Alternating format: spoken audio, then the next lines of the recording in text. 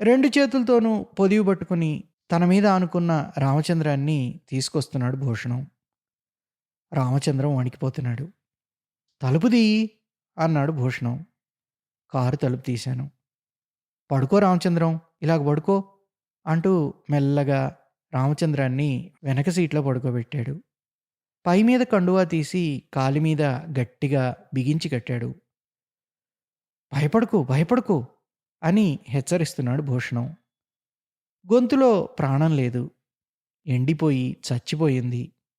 రామచంద్రం కళ్ళల్లో విపరీతమైన భయం సుళ్ళు తిరిగింది. వెర్రిగా పరవళ్ళు దొక్కింది. దాని గురించిన భయం భరింపలేనిది. మనిషి యొక్క ప్రాణం స్వరక్షణార్థం వెర్రిగా అరుస్తూ నరాలలో, కళ్ళల్లో, గుండెల్లో పరుగులెత్తుతుంది. ఆ ప్రాణం యొక్క ప్రథమ వివేకం నేను అన్న అహమిక. నేననుకునే ఆ ప్రాణం ఏడుస్తుంది, మొరబెట్టుకుంటుంది, మోదుకుంటుంది, గిజగిజలాడుతుంది. రామచంద్రం వణికిపోతున్నాడు. రామచంద్రంలోని నేను లుప్తమైపోతున్నాడు, కరిగిపోతున్నాడు. కోట్ల కొలది రక్తకణాల సైన్యాన్ని తన్ని తాను రక్షించుకోవడానికి యుద్ధానికి పంపిస్తున్నాడు. కానీ పాము విషం ముందు ఇంత సైన్యము ఓడిపోతుంది. కాలకోట జ్వాల రక్తాన్ని, మాంసాన్ని, ధాతువుని అంతటా రూపహీనంగా పరుచుకున్న ప్రాణాన్ని కాల్చివేస్తోంది. "భూషణం, నేను చచ్చిపోతాను, చచ్చిపోతున్నాను" అంటూ అరిచాడు రామచంద్రం బొంగురుగా, గాద్గదికంగా. భూషణం ఇటు అటు చూశాడు. ఎవరూ లేరు. చుట్టూ భయంకరమైన అడవి. ప్రతి నిమిషము అమూల్యమైంది. ఒక నిమిషం గడిచింది అంటే రామచంద్రం నివారింపలేని విపత్తులోకి జారిపోతున్నాడు. భూషణం కర్తవ్యత విమూఢుడైపోయాడు. ఏమీ చేయలేని, ఏమి చెయ్యాలో తెలియని తన అవివేకం, తన అశక్తతలోనే బంధింపబడి నీరసంగా "ఏం భయం లేదు, భయం లేదు" అంటూ గుండెలు రాస్తున్నాడు. "నా భార్య, నా పిల్లలు, రక్షించు భూషణం, రక్షించు" రామచంద్రం దీనంగా ఏడుస్తున్నాడు. నాకు కాళ్ళు చేతులు ఆడడం లేదు. ఇంత భయంకరమైన అనుభవం నన్ను సందుల్లో కూడా సళ్ళించి వేసింది. బావురుమని ఏడవాలని, అక్కడి నుంచి పారిపోవాలని ఉంది. కానీ ఎక్కడికి పోను? ఎలా పోను ఆ అడవిలో? గుండె బరువెక్కిపోతోంది భూషణం. రామచంద్రం గొంతు క్షీణిస్తోంది. అతని నుదుటి మీద చెమట బిందువులు అంత చలిగాల్లో గూడా. "ఆపద్బాంధవ, జగద్రక్షక, నా రామచంద్రాన్ని రక్షించు" తడబడుతూ భూషణం రెండు చేతులు పైకెత్తి జోడించాడు. రామచంద్రం వగరుస్తున్నాడు. అతని కళ్ళు పిచ్చిగా ఉన్నాయి. పెదవుల చివరి నుండి నొరక కక్కుతున్నాడు. అది చూసిన నాగభూషణం "బాబోయ్" అని వెర్రికేక పెట్టాడు. నిలువునా వణికిపోతున్నాడు. "వీడి శవాన్ని ఇంటికి తీసుకెళ్ళి చెల్లెలకి ఎలా చూపించనురా" అంటున్నాడు. రామచంద్రం కళ్ళు తెరిచి "నా పెళ్ళాం" అని అస్పష్టంగా అని నిస్పృహలోకి జారిపోయాడు. అవధాని గారు ఆగారు. గతస్మృతుల పునశ్చరణ వలన ఆయన గొంతు ఉద్రేకంతో, బాధతో నిండి ఉంది. మేమందరం ఊపిరాపి వింటున్నాం. ఆచారి బల్లని రెండు చేతులతోనూ గట్టిగా పట్టుకొని పళ్ళు బిగించి వింటున్నాడు. కొవ్వొత్తి జాలిగా రామచంద్రం ప్రాణంలాగా వెలుగుతోంది. తోటలో ఏమీ జరగనట్టు, ఈ మాటలేమీ విన్నట్టు చెట్లు చీకట్లో నిశ్శబ్దంగా నిల్చున్నాయి. ఒక నిమిషం ఆగి అవధాని గారు చెప్పడం సాగించారు. భయంకరమైన మృత్యువు ఎదురుగా రామచంద్రం గుండెల మీద కూర్చుంది. ఎవరూ లేరు. అడవిలో మృత్యువు లాంటి చీకటి. మృత్యుదేవత నవ్వులాంటి బూడిద రంగు వెన్నెల. నాగభూషణం రెండు చేతులతోనూ నమస్కరించి కళ్ళు మూసుకొని ప్రార్థిస్తున్నాడు. "నేను కొయ్యబారిపోతున్నాను. కాలం కదలడం లేదు. తన ఇనుప పిడికలతో మా తలల మీద నొక్కుతోంది. కారులో 3 ప్రాణాలు. ఒక ప్రాణం కథావశిష్టంగా అయిపోతోంది. తక్కిన 2 ప్రాణాలు నీరసించి అచేతన స్థితిలోకి జారిపోతున్నాయి. అసలే అడవి. అందులో కాళ్ల ముందు శవం. శవప్రాయమైన రామచంద్రం. పట్టణంలో సుఖజీవితానికి, నౌకర్లకి, అబద్ధాలకి, భేషజాలకి అలవాటైన కృత్రిమ, సుకుమారమైన జీవులకు ఇంతకన్నా ఆపదేముంది? ఇంతలో అడవిలో కాస్త దూరంలో ఒకచోట గుప్పుమని మంట రేగింది. బలహీనమైన నా మనస్సు ఇంకా తట్టుకోలేకపోయింది. బాబోయ్! దయ్యం! అని అరిచి వెనక్కి పడిపోయాను. బహుశా 5, 6 నిమిషాల్లోనే తెలివొచ్చుంటుంది. కళ్ళు తెరిచి చూశాను. స్టీరింగ్‌కి, సీటుకి మధ్యగా ఉంది నా తల. మెల్లగా లేచి భయంగా వెనక సీట్లోకి చూశాను. నాగభూషణం సీట్‌ని ఆనుకొని వెక్కి వెక్కి ఏడుస్తున్నాడు. మామయ్య! అన్నాను నేను. భూషణంకి దుఃఖం పొరలు పొరలుగా వస్తోంది. ఆడదానిలా ఏడ్చేస్తున్నాడు. నాకేం తోచలేదు. ఏదో చెప్పాలనుకున్నాను గానీ, నాకు మాట పెకిలి రావడం లేదు. మనం కూడా చచ్చిపోతాంరా. ఈ అడవిలో దిక్కుమాలిన చావు చస్తాన్రా. మనకెంత గతి పట్టిందిరా ఏడుస్తూనే అన్నాడు నాగభూషణం. పారిపోదాం మామయ్య! అంతకంటే ఏడుస్తూ అన్నాను నేను. ఎక్కడికి? పరిగెత్తుకుపోదాం. గూడెం వరకు పరిగెత్తుకుపోదాం. రామచంద్రం వదిలేద్దాం. ఎలాగో చచ్చిపోతాడుగా. నాగభూషణం ఆలోచనలో పడ్డాడు. అవును. చచ్చే రామచంద్రం కోసం మిగతా ఇద్దరు గూడా ఎందుకు చావాలి? అయితే పరుగెత్తగలమా? మాట రావడం లేదే. ఇక కండల్లోకి ఓపికెలా వస్తుంది? కొంత దూరం వెళ్లి ఆగిపోతే అక్కడ గతేమిటి? ఈ కారు గూడా ఉండదే పడుకొని చావడానికి. ఆ నిమిషంలో స్వార్థం కన్నా గొప్ప శక్తి ప్రపంచంలో లేదని తెలిసిపోయింది నాకు. ఈ ఆదర్శాలు, ఆశయాలు అన్నీ ఆ ప్రాథమిక స్వార్థానికి అంతరాయం కలిగించనంత వరకే. ప్రతి మనిషి లోపల లోపల ఒక పాము. అయితే రోడ్ల మీద పాములుంటాయి ఎలాగా?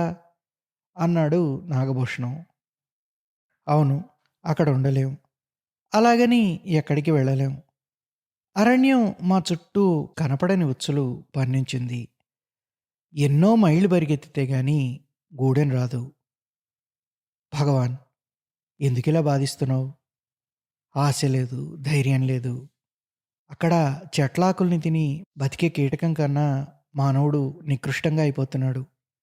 నీచంగా, దిక్కు లేకుండా చచ్చిపోతున్నాడు. రామచంద్రం కదిలినట్లయింది. రామచంద్రం! అని పిలిచాడు నాగభూషణం. రామచంద్రం మెలికలు తిరుగుతున్నాడు. గుప్పిట మోస్తున్నాడు. మళ్ళీ పిలిచాడు భూషణం. రామచంద్రం తెలివిలో లేడు. అతని ప్రాణం విపరీతమైన బాధ పెడుతోంది. అతని దేహం వంకర్లు తిరుగుతోంది. భూషణం చూడలేక కళ్ళు మూసుకున్నాడు. దేవుడా! అంటూ కాతరంగా ఆర్తనాదం చేశాడు. అడివంతా ప్రతిధ్వనించినట్టయింది నాకు. నాలుక పిడచగట్టుకుపోతోంది. నాకు తెలుసును. ఏ పాము గరవకుండానే మేమిద్దరము కూడా ఉదయానికల్లా ఈ కారులో చచ్చిపడి ఉంటామని. ఇంతలో ఏదో మువ్వల చప్పుడు వినిపించింది. మా ప్రాణాలు మరీ పైకి పోయాయి. కర్ర నేలను తాటించిన చప్పుడుతో కలిసిన మువ్వల చప్పుడు. క్రమంగా దగ్గరవుతున్న చప్పుడు. నేను భూషణాన్ని గట్టిగా కావలించుకున్నాను. ఇది తప్పకుండా ఏదో దయ్యమే అయింటుంది. గజ్జెలు కట్టుకొని అడవుల్లో అర్ధరాత్రి పిశాచాలు నృత్యం చేస్తాయి కాబోలు. మమ్మల్ని చూసుంటుంది ఏదో దయ్యం. తినటానికి ఇటువైపే వస్తోంది. ఎవరది బాబు? మనిషి గొంతు, మనిషి భాష. చటుక్కున భూషణం నేను ఎగిరిపడ్డాం. నా చెయ్యి రామచంద్రం పాదం మీద పడింది. చల్లగా తగిలింది. వెర్రి కేక వేశాను. పాపం రామచంద్రం భయపడే స్థితిలో లేడు. ఎవరి బాబు కేకేసింది? మళ్ళీ మనిషి ప్రశ్న. భూషణం కళ్ళు గట్టిగా మూసుకునే తడబడుతూ అన్నాడు. ఏ ఎవరది? నేను మనిషినేనయ్యా భయపడకు. ఆ మనిషి సమాధానం. కళ్ళు తెరిచి చూశాం. ఒక ముసలివాడు రోడ్డు మీదున్న పొదల్ని తప్పించుకొని వస్తున్నాడు. నల్లని వంగిపోయిన ఒళ్ళు. తెల్లని నెరిసిన గుబురులాంటి జుట్టు.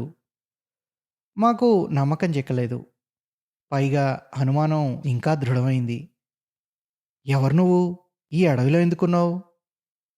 భూషణం ఎంత ధైర్యాన్ని కూడా తీసుకుని ప్రశ్నించినా కంఠస్వరంలో వణుకు, భయము తెలిసిపోతున్నాయి. "సిద్ధయ్యను బాబు, పాములవాణ్ణి" అన్నాడు ముసలివాడు. "పాములవాడివా?" "అవును బాబు." "ఇక్కడెందుకున్నావు?" భూషణం గొంతులో కొంచెం ధైర్యం కనిపించింది. "నల్లతాసు గరళం తీయాలి బాబు. జమీందారు గారు పురమాయించారు." "బాబయ్య, నేను నా కూతురు ఈ అడవి కొంత లోపలనే పాకేసుకున్నాం. ఈ రైత్రి ఎలా ఇక్కడుండిపోయారేం బాబు?" అన్నాడు సిద్ధయ్య. మాకు కొంత ధైర్యం కలిగింది. అంతవరకు ఉన్న బ్రహ్మాండమైన ఒంటరితనము, నిస్సహాయత పోయినట్టు అనిపించింది. భూషణంలో ఒక్కసారిగా వివేకము, ఓపిక కలిగాయి. దైవ సంకల్పం ఉంటే గాని ఈ అడవిలో ఇటువంటి వేళ ఒక మనిషి, అందులో పాముల వాడు కనిపించడం. ఒక్క గంతులో కారులోంచి దూకాడు. సిద్ధయ్య 2 చేతులు పట్టుకున్నాడు. "చూడు సిద్ధయ్య, నీకు మంత్రం వచ్చునా? మా వాడికి పాము గరిచింది. చచ్చిపోవడానికి సిద్ధంగా ఉన్నాడు" అన్నాడు. మినుకు మినుకుమనే ఆశ కలిసిన భయంతో, దుఃఖంతో కూడిపోయిన గొంతుకతో సిద్ధయ్య రామచంద్రాన్ని పరీక్షగా చూశాడు. "ఇంకా బతికే ఉన్నారు బాబయ్య" అన్నాడు. బాధతో తోక తెగిన బల్లిలా గిజగిజలాడుతున్న ప్రాణిని చూసి. "రక్షించాలి సిద్ధయ్య. దేవుడిలాగొచ్చావు. పెద్ద కుటుంబీకుడు. పాపం భార్యా పిల్లలు ఉన్నవాడు. మంత్రం వేసి బతికించావా? సగం ఆస్తి నీకు రాయిస్తాను." సిద్ధయ్య ఓ సెకన ఆలోచించాడు. ఆకాశం కేసి చూశాడు. నల్లని మేఘం చంద్రుని గప్పివేస్తోంది. "అదృష్టం ఉంటే బతకొచ్చును బాబయ్య. అక్కడ పాకలోకి తీసుకురండి బాబు. వేరుముక్కతో మంత్రం వేయాలి" అన్నాడు. "ఎలాగ తీసుకురావడం?" భూషణం ప్రశ్నించాడు అయోమయంగా చూస్తూ. "ఇప్పటికే ఆలస్యం అయిపోయింది బాబయ్య. ఆలోచిస్తుంటే అపాయం. మీరిద్దరూ మోసుకురావాలి బాబు." "అడవి లోపలికే పావులుంటాయేమో." అంత ఆదుర్దాలోనూ జాగ్రత్త వహించడం భూషణానికి తెలుసును. "నేను ముందుండి దారి చేస్తుంటాను. మువ్వల చప్పుడుకి పురుగు పుట్ర దూరంగా పోతాయి బాబు. రండి" అంటూ ముందుకు వెళ్ళి రోడ్డు వారనున్న పొదల్ని పక్కకు వంచి పట్టుకున్నాడు. భూషణం రామచంద్రం భుజాల కింది నుంచి చేతులు బోనిచ్చి పైకెత్తి పట్టుకున్నాడు. నేను కాళ్ళు పట్టుకున్నాను. అడవి లోపల చీకటి. శవప్రాయమైన ఒక మనిషిని అంత చిన్న వయసులో మోయవలసి వచ్చిన భయంకరమైన అనుభవం నన్నిప్పటికీ తలుచుకున్నప్పుడల్లా విచలితుణ్ణి చేస్తుంది. చంద్రుడు మబ్బులు చాటుకుపోవడం మూలాన ఉన్నవెన్నెల కూడా లేకుండా పోయింది. కాళ్లకు తగిలే ఎండుటాకులు, విరిగిన రెమ్మలు కూడా మమ్మల్ని పాముల్లాగా భయపెడుతున్నాయి. గుండె దిటవు చేసుకుని సిద్ధయ్య అడుగులో అడుగు వేసుకుని నడుస్తున్నాం. చేతులు లాగుతున్నాయి. భూషణము నేను వగరుస్తున్నాం. ఏదైనా చిరుతపులి పక్కనున్న పొదల్లోంచి దూకుతున్నట్టే అనిపించింది. సిద్ధయ్యతో చెప్పాలనుకున్నాను. రాత్రి నిద్రలో పీడకల్లో గొంతు నొక్కుకుపోయినట్లుగా మాట విడివడ్డం లేదు. 2 ఫర్లాంగులు నడిచి వెళ్ళేటప్పటికి మెట్టు చేమ లేని శూన్య ప్రదేశం కనబడింది. ఎత్తైన రాతి ప్రదేశంలాగా ఉంది. అక్కడి నుంచి మినుకు మినుకుమని దీపపు వెలుతురు వస్తోంది. "కొవ్వొత్తి ఆఖరైపోతోంది అవధాని గారు" అని హఠాత్తుగా అన్నాడు ఆచారి, అవధాని గారి కథనానికి అంతరాయం కలిగిస్తూ. అవధాని గారు ఆచారి కేసి నిరసనగా చూసి సొరుగులోంచి ఆఖరి కొవ్వొత్తి తీసి వెలిగించారు, ఒక్క మాట మాట్లాడకుండా. ఆచారి పెదవులు వణుకుతున్నాయి. ఎప్పుడు నారాయణ దగ్గరికి చేరాడో కానీ ఒక చేత్తో నారాయణ నడుముని గట్టిగా గౌగిలించుకున్నాడు. తోటలోంచి కీచురాళ్ల మోత వినపడుతోంది. అవధాని గారు మళ్ళీ ప్రారంభించారు. "ఇదే బాబయ్య గుడిసె" అన్నాడు సిద్ధయ్య. "ఇక్కడ అపాయం కదా నీకు. పురుగు పుట్ర." భూషణం ఆయాసపడుతున్నాడు. "మంత్రించిన ఇసుక చుట్టూ చల్లుతాం బాబయ్య. పురుగు రానే రాదు." సిద్ధయ్య తలుపు తీసుకుని లోపలికి వెళ్ళాడు. మేము వెళ్ళాం. గుడిసెలో ఒక పక్కన కుండలు, ఇటుకలతో అమర్చిన పొయ్యి ఉన్నాయి. మరో పక్కన దండెం మీద బట్టలు, అక్కడే ఒక నొలక మంచము ఉన్నాయి. మంచం మీద సిద్ధయ్య కూతురు కాబోలు పడుకోనుంది. "సూరీడు, లే లే" అంటూ తట్టి లేపాడు సిద్ధయ్య. ఒక యువతి కళ్ళు తెరిచి మమ్మల్ని చూసి గబుక్కున లేచింది. ఆ ఊపుకి ఆమె కొప్పు విడివడి వినీల జలపాతంలాగా ఆమె జుట్టు జర్రున జారి పిరుదుల్ని తాకింది. సిద్ధయ్య చెప్పిన ప్రకారం రామచంద్రాన్ని మంచం మీద పడుకోబెట్టాం. యువతి ఆశ్చర్యంగా, భయంగా చూస్తూ నిల్చుంది. సిద్ధయ్య తొందరగా 2, 3 సంచీల్లో చెయ్యి బెట్టి వెతుకుతున్నాడు. చివరికి కింద బోర్లించాడు. పూసలు, పెంకులు, వేరుముక్కలు, రాళ్ళు ఏవేవో ఉన్నాయి. కోడిగుడ్డు దీపం వెలుగులో దేనికోసమో చూస్తున్నాడు సిద్ధయ్య. యువతి చటుక్కున ఆతృతతో, "ఈ అయ్యకి పెదవులు నల్లబడిపోతున్నాయి బాబూ" అంది. భూషణం అదిరిపడ్డాడు. "సిద్ధయ్య, త్వరగా మంత్రమెయ్, ఆలస్యం చేయకు" అని కేకలేశాడు. సిద్ధయ్య నిరుత్సాహంగా, విషాదంగా లేచి నిల్చున్నాడు. "కావలసిన వేరుముక్క లేదు బాబూ, ఉందనుకున్నాను" అన్నాడు. "అయితే ఇప్పుడెలాగా?" భూషణం భయంతో ప్రశ్నించాడు. "ఏం చేయను బాబూ, లేదని తెలిస్తే ముందే తెచ్చుంచుకుందును. దూరంగా వెలక చెట్టు అవతల పొదలకాడ ఈ వేరుగల మొక్కలున్నాయి. రాత్రి చీకట్లో అక్కడికి వెళ్ళలేం. పాము పుట్టలు, ముళ్ళ పొదలు జాస్తిగా ఉంటాయి." "ఎక్కడుంది వెలక చెట్టు?" "శానా దూరం బాబయ్య, 200, 300 గజాలు పోవాలి." "ఎలాగో వెళ్ళి సిద్ధయ్య, నీ మేలు మర్చిపోలేను. నీ కాళ్ళు పట్టుకుంటాను." "చెప్పాలా బాబయ్య, నిష్కారణంగా ఈ బాబు చచ్చిపోతుంటే ఊరుకుంటానా? అందులో నాకు చీకటి పడితే చూపా అంది సరిగా. ఏది ఏమిటో తెలియదు గదా! ఈ చీకట్లో మొక్క ఆనవాలో ఎట్లా తెలుస్తుంది బాబయ్య?" భూషణం జేబులోంచి పర్సు తీశాడు. అందులో రూ. 200 నోట్లు, కొన్ని పదులు పైకి తీసి, "ఇవిగో సిద్ధయ్య, ఇంకా ఇస్తాను. ఎంతైనా ఇస్తాను. నా రామచంద్రాన్ని రక్షించు. నువ్వే ప్రాణభిక్ష పెట్టాలి" అంటూ సిద్ధయ్య ఒళ్ళో పడేశాడు. సిద్ధయ్య కంగారుగా పక్కకి తప్పుకున్నాడు. నోట్లు చిందరవందరగా కింద పడిపోయాయి. "ముందా డబ్బు తీసి లోపల పెట్టుకో బాబు. మీ డబ్బుకి ఆశపడ్డానా నా మంత్రం పనిచేయదు" సిద్ధయ్య కఠినంగా అన్నాడు. "తీయండి బాబు, తీయండి." భూషణం విధి లేక నోట్లని ఏరి పర్సులో కుక్కి, "ఇంకా లాభం లేదా?" అన్నాడు దిగులుగా. సిద్ధయ్య లేదన్నట్టు తలూపాడు.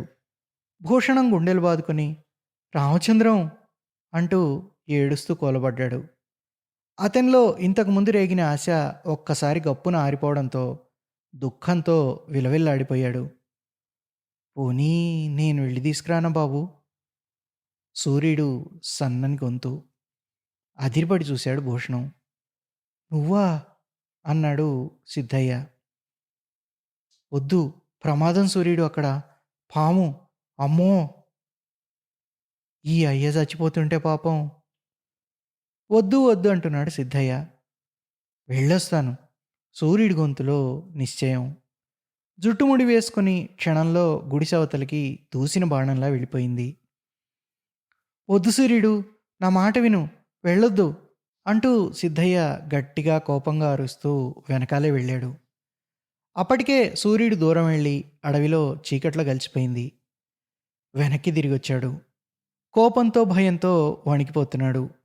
గోడకి చేరగిలబడిపోయి నీరసంగా, "ఓపలేని మనిషి బాబు, విన్నది కాదు" అంటూ వణికే చేతులతో మొహం కప్పుకున్నాడు. భూషణానికి ఏమనాలో తోచలేదు. సిద్ధయ్య ప్రాణం బిగబట్టుకుని కూర్చున్నాడు. ఏ చప్పుడైనా అదిరిపడి చూస్తున్నాడు. అతని కడుపు తీపి అతంది. మంచం మీద రామచంద్రం చివరి ఘడియల్లో ఉన్నాడు. ఒక పక్క కటిక చీకట్లో అడవిలో విపత్తును కోరి తెచ్చుకుంటోంది వయసులో ఉన్న యువతి. ఇదంతా ఏమిటో, ఏ ప్రళయానికి దారితీస్తుందో, సరదాకి వీళ్లతో ప్రయాణం చేస్తున్న నాగతి ఏమవుతుందో తెలియక ఒక్క క్షణం ముందుకు ఆలోచించే శక్తి కూడా లేక నిశ్చేష్టుడై ఉన్నాను నేను. మేకలు గుడిసెవతల సిద్ధయ్యవి కాబోలు అరుస్తున్నాయి. మృత్యుఛాయలు వికటంగా గుడిసెలో కూడా పరుచుకున్నాయి. ఇదంతా నిజం కాదన్నంత అనుమానం కలిగింది. ఒక్కొక్క నిమిషమే బలవంతంగా గడుస్తోంది. ఎవరో పిస్తోల్‌ని గుండెకు సూటిగా పెట్టి ట్రిగ్గర్ మీద వేలు నొక్కుతున్నట్లుంది. సిద్ధయ్య మెల్లగా లేచాడు. దీపం వెలుగులో అతని కళ్ళు నిశ్చయంతో వెలిగాయి. "వట్టి మంత్రమైనా ఈలోగా వేస్తాను బాబూ" అన్నాడు. రామచంద్రాన్ని పరీక్షించాడు. చిటికెలు వేస్తూ పెదవులు కదుపుతూ మంచం చుట్టూ తిరుగుతున్నాడు. మంత్రావేశంతో సిద్ధయ్య చూపుకి శూలం వంటి నైశిత్యం కలిగినట్టు అనిపించింది. ఆ సమయంలో అతను ముదుసలివాడిలా లేడు. శక్తివంతమైన ఒక విద్యుత్తలంలా ఉన్నాడు. భూషణం ఏదో అనబోయి మానివేశాడు. సిద్ధయ్య తదేకమైన తత్సరతలో గదిలోని నిశ్శబ్దం కూడా గంభీరమైన ఉద్రేకంలా ఉంది. భౌతికమైన ప్రపంచాన్ని శాసించే మనస్సు యొక్క శక్తిని నాకు చూస్తూ అన్నట్లు అనిపించింది. సూర్యుడు తలుపు దోసుకొని లోపలికొచ్చింది. మొహం మీద చేతుల మీద గీరుకుపోయిన ఎరుపు చారలు. ఆయాసపడుతూ ఉంది. "బాబూ తెచ్చాను" అంది. ఆమె చేతిలో 5, 6 మొక్కలున్నాయి. సిద్ధయ్య అదే చలించని చూపుతో సంజ్ఞ చేశాడు. సూర్యుడు గబగబా వేరు అరగదీసి రామచంద్రం కంట్లోనూ నోట్లోనూ పెట్టింది. అతని అరిపాదాల్ని ఒళ్ళో పెట్టుకొని చేతులతో రాస్తోంది. అరగంట గడిచింది. సిద్ధయ్య వేసిన మంత్రమే వేస్తూ మంచం చుట్టూ తిరుగుతున్నాడు. భూషణం తలపైకి 2 చేతులు ఎత్తిపట్టుకొని మౌనంగా దేవుళ్ళని ప్రార్థిస్తున్నాడు. నేను రామచంద్రం కేసి ఆదుర్దగా చూస్తున్నాను. క్రమంగా అతని మొహంలోని చావు నీడలు తప్పుకున్నాయి. జీవకళ కొంచెంగా తిరిగి వస్తోంది. శ్వాస తేలిగ్గా యథాస్థితికి వస్తోంది. సూర్యుడు నొసటని చిరుచెమట గమ్మింది. పరిశ్రమ వలన రామచంద్రం మొహం తేటబడింది. సూర్యుడు ఆనందంతో "బాబూ బతికాడయ్యాయా" అని కేకవేసింది. భూషణం "హా" అంటూ లేచి రామచంద్రాన్ని చూసి వెర్రిగా అరిచి నవ్వాడు. "ఇదంతా నీ చలవ సూర్యుడు" అంటూ ఆమె కాళ్ళ మీద పడ్డాడు. సూర్యుడు సిగ్గుపడుతూ "అదేమిటి తప్పండి బాబు" అంటూ లేచి దూరంగా వెళ్ళింది. సిద్ధయ్య మంత్రోచ్చారణ ఆపి ఒకసారి రామచంద్రాన్ని చూసి నిట్టూర్చి వెదురుగోడను ఆనుకు నించున్నాడు. అతను చాలా అలసిపోయినట్టున్నాడు. సూర్యుడు దగ్గరగా వెళ్ళి తండ్రిని కౌగిలించుకొని "నా మీద కోపం వచ్చిందా బాబూ" అంది. సిద్ధయ్య ప్రేమగా జాలిగా కూతురు తలనిమిరాడు. "వెర్రి పిల్ల" అన్నాడు ఆప్యాయంగా గాద్గదికంగా. దిక్కు లేకుండా అడవిలో చచ్చిపోతాననుకున్న ఈ రాత్రి పాములవాడి గుడిసెలో అదృష్టవశాత్తు సుఖాంతమైంది. బిగుసుకుపోయిన నరాలు ఒక్కసారిగా సళ్ళి ఒక్కసారిగా ఒళ్ళంతా తేలికైపోయినట్టు అనిపించింది. రామచంద్రం కళ్ళు తెరిచి సన్నగా మూలిగి పక్కకు చూశాడు. భూషణం దగ్గరగా వెళ్ళి వెర్రి ఆనందంతో జరిగిందంతా చెప్పేస్తున్నాడు. "బతికేవరా రామచంద్రం, ఇంక భయం లేదురా. దేవుడు మన పాలిటున్నాడు. తెల్లారకుండా బస్సొస్తుంది. దానిలో వెళితే కలెక్టర్ గారింట్లో పెళ్లి ముహూర్తానికి తప్పకుండా వెళ్ళొచ్చును. అసలు నువ్వు లేకపోతే అక్కడ కదలేదు" అంటూ వాగేస్తున్నాడు. బరువుగా నీరసంగా ఉన్న రామచంద్రం కళ్ళల్లో చిన్న నవ్వు తాలూకు వెలుగు అలలాగా మెదిలింది. అంతలోనే భూషణం మెడకి చేతులు తగిలించి గబుక్కున ఏడ్చాడు. "ఛ! ఇప్పుడు ఏడుస్తావేమిటి? ప్రమాదం తప్పిపోయింది. పడుకో పడుకో. మళ్ళీ ఉదయం పెళ్ళికి రెడీగా ఉండాలి" అన్నాడు భూషణం. అతను బతకడంలోని పరమార్థం కలెక్టర్ గారింట్లో పెళ్లికి హాజరవడం కాబోలు అని నా మనసుకి అనిపించకపోలేదు. అసలు పెద్ద ఉద్యోగస్తుల్లో ఇళ్లల్లో జరిగే శుభకార్యాలకి, ఇంతగా అవసరమైన పెద్ద మనుషులకి హఠాత్తుగా చచ్చిపోయే హక్కు లా ప్రకారం ఉండుండదు కూడా. సూర్యుడు నవ్వుతో ఒక పాత్రను పట్టుకొచ్చి "తప్పుకో బాబు, ఆయన కొంచెం పడుకోనివ్వండి" రామచంద్రన్ తలని ఒళ్ళోకి తీసుకొని నోట్లో పాత్రలో ఉన్న పాలు పోసింది. "ఏమిటది?" అన్నాడు భూషణం. "మిరప్పొడి పాలు చాలా మంచిది" అంది సూర్యుడు. "ఈ అడవిలో మీకు పాలు సప్లై అవుతాయా ఏమిటి?" భయం పోగానే నాగభూషణం సహజమైన వివేకాన్ని విచక్షణని తిరిగి పొందాడు. సూర్యుడు ఫక్కున నవ్వింది. "మేకపాలు బాబూ" అంది. "రామ రామ! మేకపాలు తాగడమే? సరే సరే ఆపద్ధర్మం" అన్నాడు నాగభూషణం. సిద్ధయ్య 2 చిరిగిన పంచెల్ని ఒక పక్కగా పరిచి, "కొంతసేపు పరుండండి బాబూ" అన్నాడు. రామచంద్రం పాలు తాగి నిద్రపోయాడు. "అలసిపోయారు బాబుగారు. 2 జాంపళ్ళు కోసివ్వనా అండి?" అంది సూర్యుడు. "నిజమే ఏదైనా తినాలనిపిస్తోంది" అంటూ గోనెపట్టా మీద చతికిలబడి, "ఏం సిద్ధయ్య, నీ అల్లుడేం చేస్తున్నాడు?" అన్నాడు భూషణం. "మొగుణ్ణి ఒగ్గేసింది బాబు మా సూర్యుడు." "ఆ? ఏ?" అన్నాడు ఉలిక్కిపడి భూషణం. "వాడంటే మొదటినుంచి దీనికిష్టం లేదు బాబు. వద్దు వద్దు అంటుంటే నేనే బలవంతాన పెళ్లి చేశాను" అన్నాడు సిద్ధయ్య. "కట్టుకున్న మొగుణ్ణి వదిలేయడమే?" ఆశ్చర్యంగా అన్నాడు భూషణం. "పాపం సుమి సిద్ధయ్య." "ఇష్టం లేకపోతే కాపురం ఎట్టా చేయడం బాబు? నాకు అర్థం కాదు" అంది సూర్యుడు. కోడిగుడ్డు దీపం ముందు కూర్చుని చాకుతో జామ పళ్ళు ముక్కల కింద కోస్తోంది. మధ్య మధ్య మొహం మీద పడే జుట్టుని చేత్తో వెనక్కి దోసుకుంటోంది. చామంచాయి రంగైన నవలావణ్యంతో అంగసౌష్ఠవంతో ఆమె ఆకర్షణీయంగా ఉంది. నుదుటి మీద గీరుకుపోయిన చార లేత ఎరుపుతో మెరుస్తోంది. "నాతోనే చాలా కాలం తిప్పుకున్నావు బాబు మా సూర్యుడిని. శ్రీకాకుళం, సాలూరు, బొబ్బిలి ఇవన్నీ తిరిగొచ్చాం. తాచును బట్టి గరళం తీయడంలో నాదే పేరండి ఆ రోజుల్లో. ఇప్పుడు శరీరంలో జవబోయింది. ముసలివాడినయిపోయాను. నా సూర్యుడిని చూసుకునే బతుకుతున్నాను. దానికైనా నేను తప్ప ఎవరూ లేరు స్వామి. చంద్రంబాబు ఎప్పుడొస్తాడో ఏమో" అన్నాడు సిద్ధయ్య. "ఆ? అతనెవరు?" భూషణం ప్రశ్నించాడు. "నూజివీడులో సూర్యుడికి ఆ బాబుతో సావాసం అయింది. ఒకరికొకరు పడి చచ్చేవారు. ఈ చంద్రంబాబు పెద్దింటి అబ్బాయి బాబు. సూర్యుడినే పెళ్లాడతా అన్నాడు. తండ్రి కోపం వచ్చి ఇంట్లోంచి తగిలేశాడు. ఆ పోక పోక ఎక్కడికి పోయినాడో స్వామి. ఉద్యోగం సంపాదించుకుని వస్తానని చెప్పిపోయాడు సూర్యుడితో. 4 నెలలాయే. అతీగతి లేదు. సూర్యుడి కడుపులో బిడ్డ చంద్రంబాబు బిడ్డే బాబు" అన్నాడు సిద్ధయ్య. "చంద్రంబాబు రాకపోతే దీని గతేం గానా అని బెంగబాబు. అతని మీదే ధ్యాస." "తప్పకుండా వస్తాడు బాబు. ఎప్పటికైనా వస్తాడు. ఎందుకు రాడు? నన్నిడిసి ఉండగలడా?" సూర్యుడి కళ్ళల్లో విశ్వాసం మెరుస్తోంది. "ఎన్నో నెల నీ కూతురికి?" అని అడిగాడు భూషణం. "4గో నెల బాబు." సూర్యుడు జామపండు ముక్కల్ని తీసుకొచ్చి ఎదురుగా పెట్టింది. "నన్ను కూడా తీసుకోమన్నాడు భూషణం. నాకు నిద్రొచ్చేస్తోంది." సిద్ధయ్య లేచి, "మేం కూడా కొంచెం నడ్డి వాలుస్తాం బాబు.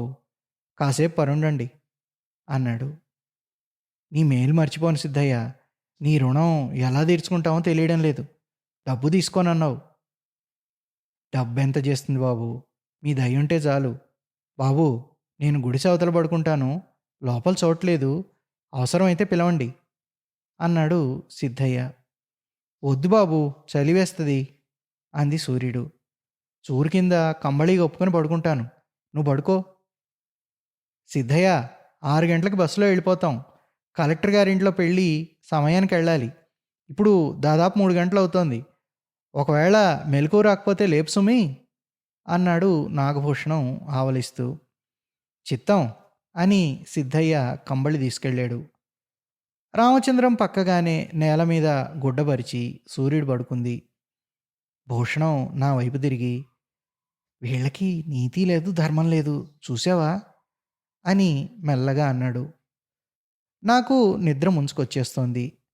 అడవిలో అస్పష్ట రవాలు ఏవో వినపడుతూనే ఉన్నాయి. నిద్ర పట్టేసింది. సుమారుగా ఓ గంటకు నా పక్కన ఎవరో కదిలినట్టు అనిపించింది.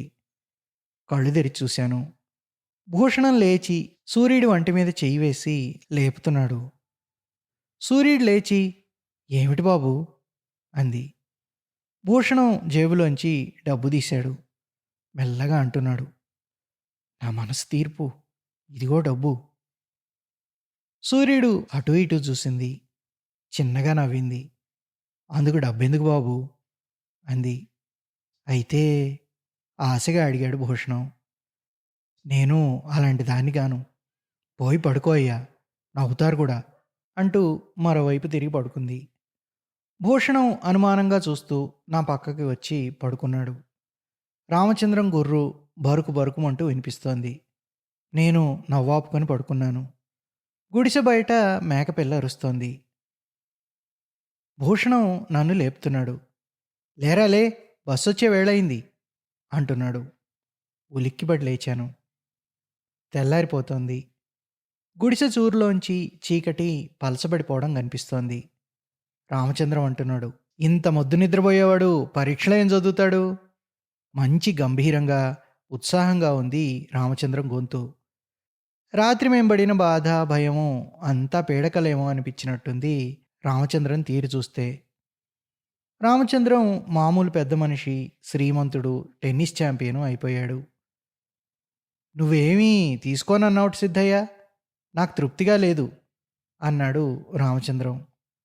"మంత్రం పట్టివ్వదు బాబు, పైగా బెడిసి కొడుతుంది, బస్సొచ్చేస్తుంది" అన్నాడు సిద్ధయ్య. సిద్ధయ్య కూతురు ముందు నడుస్తుంటే వెనకాల మేమెళ్ళాం. అడవంతా మేల్కొంది. పక్షుల కిలకిలలతో కోలాహలంగా ఉంది. కాళ్ళకి చల్లని గడ్డి, ఆకులు తగిలి జివ్వుమంటోంది. అర్ధరాత్రి భయంకరంగా ఉన్న అడవి ప్రాతఃకాంతిలో పచ్చపచ్చగా ఠీవిగా ఉంది. సూర్యుడు దారిలో తీగలు మా కాళ్ళకి తగలకుండా పక్కకి ఉంచుతోంది. ఆ అడవిలాగా స్వచ్ఛంగా, ప్రాకృతికంగా కనిపించింది. రోడ్డు మీదకొచ్చి నిల్చున్నాం. సిద్ధయ్య కూతురు, "ఇక మేము వెళ్ళొస్తాం బాబయ్య, సెలవు తీసుకుంటాం" అన్నారు. "ఎప్పుడైనా మా ఊరొస్తే కనిపించు సిద్ధయ్య, నీ కూతుర్ని కూడా తీసుకురా, బహుమతి తీసుకుందు గాని" అన్నాడు రామచంద్రం కృతజ్ఞతాభావం ఉట్టిపడేలాగా. చిత్తం అని వాళ్ళు వెళ్ళిపోయారు. ఇటూ అటూ చెట్లు బారులు తీరిన రోడ్డు లేత వెలుగులో ఎంతో అందంగా ఉంది. చల్లని గాలి ఉత్సాహాన్ని రేకెత్తిస్తోంది. "చిరుతపుళ్ళు ఈ అడవిలో కనిపించమే మామయ్య" అన్నాను నేను రాత్రి సంఘటనని దలుచుకుంటూ. "ఆగరా వెధవ పుల్లు నువ్వు, కలెక్టర్ గారింటికి పెళ్లివేళకు చేరుకోపోతే" భూషణం ఎంతో ఆతృతగా ఉన్నాడు. ఎన్నో బాధ్యతలు, గౌరవాలు వహించవలసిన మామడు. విద్యుక్త ధర్మం మరిచిపోడు. "పాపం వాళ్ళేం తీసుకోలేదు" అన్నాడు రామచంద్రం తన ప్రాణదాతల్ని గురించి. "అన్నట్టు భూషణం మన కారు" అన్నాడు. కారు దగ్గరికెళ్ళాం. తడిసిపోయింది మంచులో. దీన్ని తీసుకొచ్చే ఏర్పాటు చేయాలని నిశ్చయించారు. "ఒరేయ్ రామచంద్రం, ఈ వెధవ కారు అమ్మేసేయ్, ఇప్పటికైనా నా మాట విను" అన్నాడు భూషణం. "ఇలా అమ్మితే అంతా నష్టమే. రిపేర్ చేయించి, రంగు వేయించి, కండిషన్లో పెట్టి అమ్ముతాను. భూషణం, ఇన్ని సెకండ్ హ్యాండ్ కార్లు కొన్నాను, ఒక్కదానిలో అంటే ఒక్కదానిలోనైనా నష్టం వచ్చిందా" అన్నాడు రామచంద్రం గర్వంగా. "బాబయ్య" అంటూ అడవిలోంచి కీచుగా కేక వినబడింది. అందరం అటు చూశాం. సూర్యుడు పరిగెత్తుకొస్తోంది. "బాబూ, మా అయ్యను పాము గరిచింది, ఒక్కసారి రండి బాబు, రండి" వగరుస్తోంది సూర్యుడు. ఆమె కళ్ళల్లో భయం సుళ్ళు తిరుగుతోంది. "అరెరే" అన్నాడు భూషణం. అందరం ఈ దుర్వార్తకి స్తంభించిపోయాం. సగం దూరం వెళ్ళగానే వేరుముక్క కోసం పొదలో చేయిబెట్టి మొక్క బెకిపోయాడు బాబు. బుస్సని లేచి కాటేసింది. "తాచుపాము బాబు, తాచుపాము" సూర్యుడు దీనంగా అడుగుతోంది. "ఎలాగా? ఈ బస్ దాటిపోతే కలెక్టర్ గారింట్లో పెళ్ళికి ఎలాగ వెళ్ళడం? రిసెప్షన్ అంతా నేను చూసుకుంటానని మాటిచ్చాను" అన్నాడు రామచంద్రం. పెద్ద సమస్య వచ్చి పడింది రామచంద్రానికి. అయినా మనం ఏమి చేయగలం? భూషణం నిరీహుడై జాలిగా అన్నాడు. నేను వెర్రిగా సూర్యుడికేసి చూస్తున్నాను. "నేనొక్కతేని చూడలేను బాబు, మీరుంటే ధైర్యం బాబు, రక్షించండి బాబు" ఏడుస్తోంది సూర్యుడు. "అదిగో బస్సొస్తోంది" అన్నాడు భూషణం. రామచంద్రన్ చెయ్యెత్తి ఆపమని సంజ్ఞ చేశాడు. బస్సు ఆగింది. "త్వరగా ఎక్కండి బాబు" అంటున్నాడు కండక్టరు. రామచంద్రం 2 10 నోట్లు జేబులోంచి తీసి సూర్యుడి చేతిలో పెట్టి, "మేముండి మాత్రం ఏం చేయగలం సూర్యుడు, మంత్రం వచ్చినా, తంత్రం వచ్చినా అవతల కలెక్టర్ గారింట్లో పెళ్లి. ఈ డబ్బుతో ఎక్కడికైనా తీసుకెళ్ళి చూపించు మీ బాబుని అని బస్సెక్కాడు. భూషణం నిశ్చేష్టుడై చూస్తూ ఉన్న నన్ను జబ్బ పట్టుకొని బస్సులోకి దోసి తను ఎక్కాడు. సూర్యుడు ఏమనుకోకు కలెక్టర్ గారింట్లో అంటున్నాడు. బస్సు బర్రున సాగింది. సూర్యుడు విచిత్రంగా నోరావలించి గుడ్లప్పగించి చూస్తూ నిలబడింది. రూ. 10 నోట్లు రెండూ ఉదయపు చల్లని గాలిలో పావురాళ్లల్లా పల్టీలు కొడుతున్నాయి. బస్సు వేగంగా వెళ్ళిపోతుంది. పాపం మనం చేయగలిగిందేముంది అన్నాడు భూషణం ఇంకా జాలితో. అందులో కలెక్టర్ గారికి మాటిచ్చామయ్యే అన్నాడు రామచంద్రం. మాట ఇచ్చి తప్పడంలోని అమానుషత్వాన్ని ఊహించుకుని భయపడుతూ. ఇది నల్లజర్ల అడవిలో ఆనాటి రాత్రి సంఘటన అని అవధాని గారు మా కేసు చూశారు.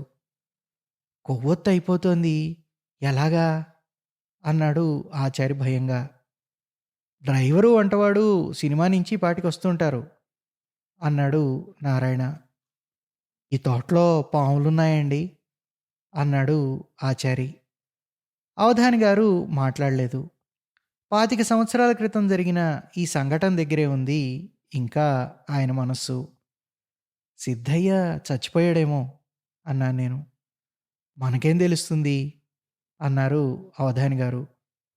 సూర్యుడేమైందో కూడా తెలీదు అన్నారు బరువుగా. గబుక్కున లైట్లు వెలిగాయి. బంగళా అంతా వెలుగుతో నిండిపోయింది. ఆచారి ఆనందంతో నవ్వుతున్నాడు. అవధాని గారు ఇంకా ఆలోచిస్తూనే ఉన్నారు. డ్రైవర్ రాగానే వెళ్ళిపోదాం అంటున్నాడు నారాయణ. తోట అవతల నుంచి ఇంకా నక్కల కోతలు వినబడుతున్నాయి. కానీ ఆ ఆచారి అంత భయపడలేదు.